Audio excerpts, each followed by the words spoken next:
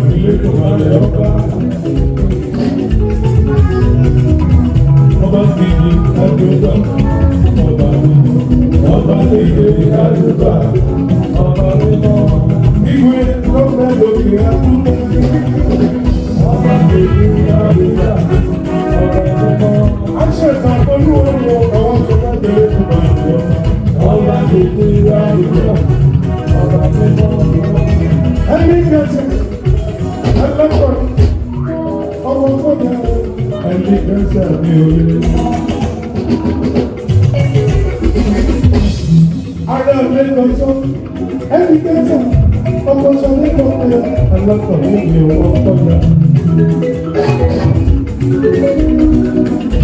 Ìjọba ọ̀fẹ́ owó ọkọ̀ ẹlẹ́sọ̀rọ̀ fún ìjọba ọ̀fẹ́ owó ọkọ̀ ẹlẹ́sọ̀rọ̀ ní oríire. Èyí ni ògùn tẹ́lẹ̀ ògùn tẹ́lẹ̀ èyí ògùn tẹ́lẹ̀ ní ojú máa fi mọ̀ ọ́.